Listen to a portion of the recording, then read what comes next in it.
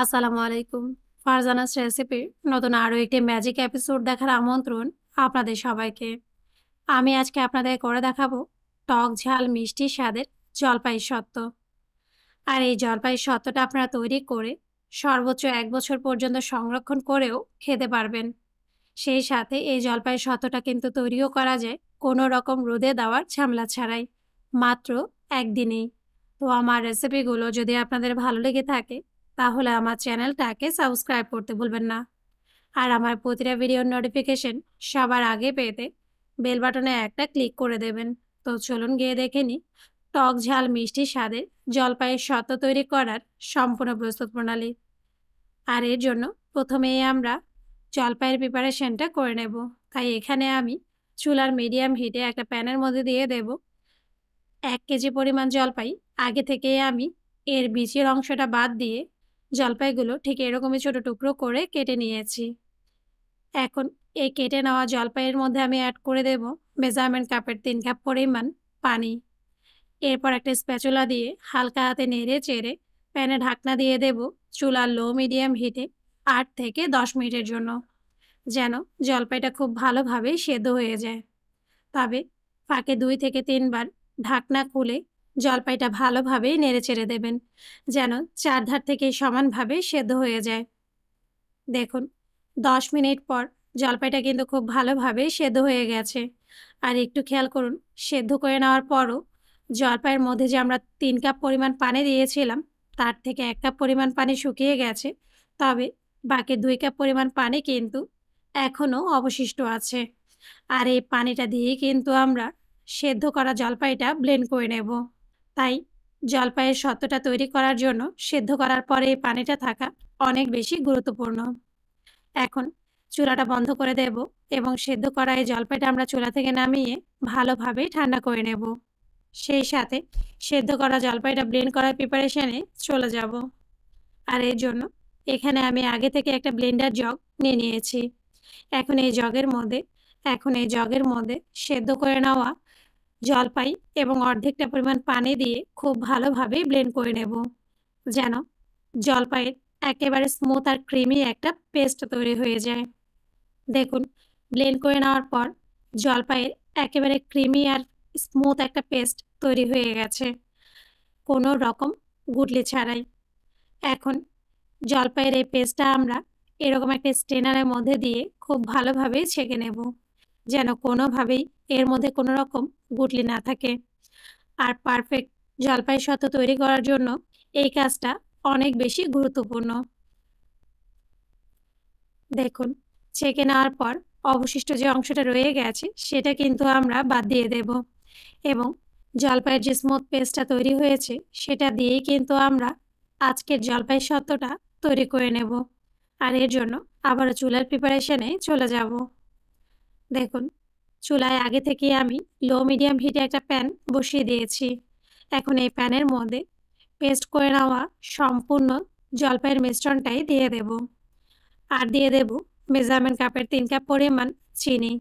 এখন জলপাইয়ের লিকুইড মিশ্রণ আর চিনিটাকে আবারও হালকা হাতে মিশিয়ে নেব। সেই সাথে জলপাইয়ের সত্ত্বটা যেন দেখতেও অনেক বেশি ভালো লাগে, তাই এর মধ্যে অ্যাড করে দেব ২ থেকে ৩ ফোঁটা লেমন ফুড কালার। এখন কালার আর চিনিটাকে জলপাইয়ের মিশ্রণের সাথে খুব ভালোভাবে মিশিয়ে নিয়ে চুলা লো মিডিয়াম হিটে জাল করে নেব।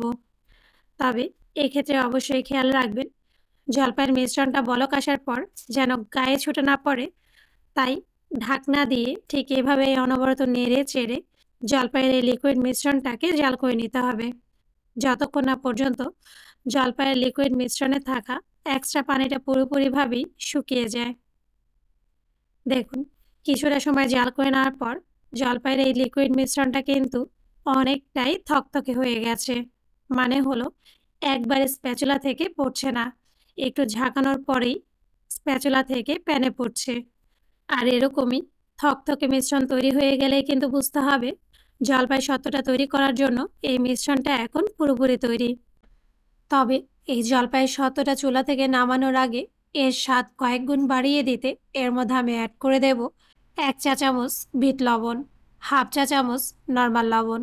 তবে লবণ আর মিষ্টিটা আপনারা আপনাদের স্বাদ অনুসারেও অ্যাড করে নিতে পারেন, কোনো সমস্যা নেই। 1 চা চামচ মিষ্টি জিরা বা মৌরি গুঁড়ো, 1 চা চামচ চিলি ফ্লেক্স বা শুকনো মরিচ টেলে গুঁড়ো করে নেওয়া, হাফ চা চামচ পাঁচফোড়ন গুঁড়ো, হাফ চা চামচ ভাজা জিরার গুঁড়ো। এখন এই সবগুলো উপকরণ মিশিয়ে নিলেই কিন্তু তৈরি হয়ে যাবে জলপাইয়ের সত্ত্বের পারফেক্ট মিশ্রণ।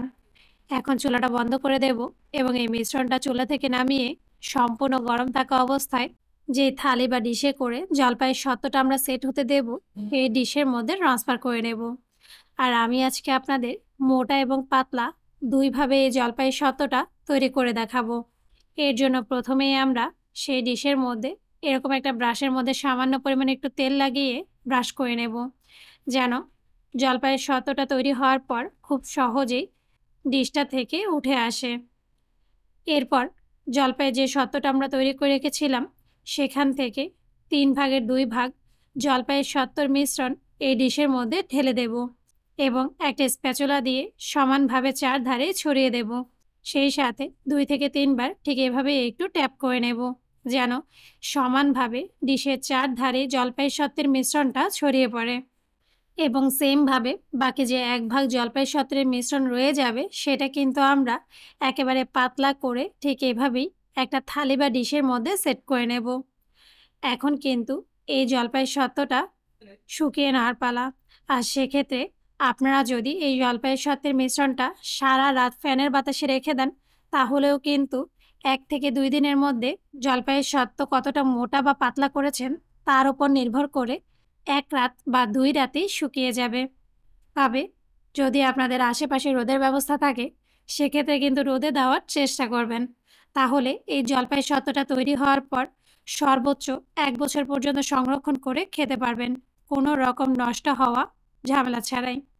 কিন্তু আমি আবারও বলছি, আপনারা যদি শুধুমাত্র ফ্যানের বাতাসেও এই জলপাইয়ের সত্ত্বের ডিশ বা থালিটা রেখে দেন তাতেও কিন্তু 1 থেকে 2 দিনের মধ্যেই শুকিয়ে যাবে, মানে জমাট বেঁধে যাবে, কোনো রকম রোদে দেওয়ার ঝামেলা ছাড়াই।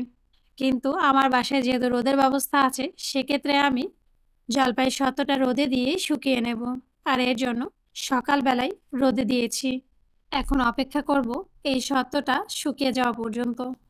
দেখুন, মাত্র 1 দিনেই কিন্তু পাতলা করে দেওয়া জলপাইয়ের সত্ত্বটা একেবারেই শুকিয়ে গেছে। আর এই পর্যায়ে এই জলপাইয়ের সত্ত্বটা আমি আপনাদের তুলে দেখাচ্ছি।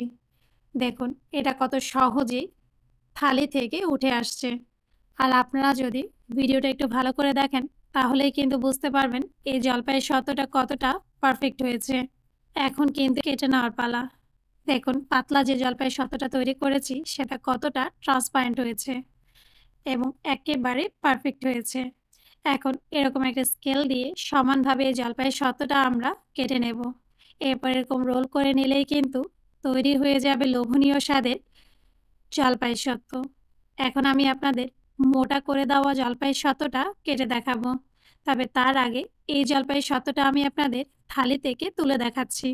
দেখুন এই জলপাইয়ের সত্ত্বটাও কতটা পারফেক্ট হয়েছে এতটা মোটা করে দেওয়ার পরও। এখন এই জলপাইয়ের সত্ত্বটা আমরা একটা নাইফ দিয়ে কেটে স্লাইস করে নেব। এরই সাথে কিন্তু তৈরি হয়ে গেছে মোটা এবং পাতলা করে মাত্র 1 দিনেই তৈরি করে নেওয়া জলপাইয়ের সত্ত্ব।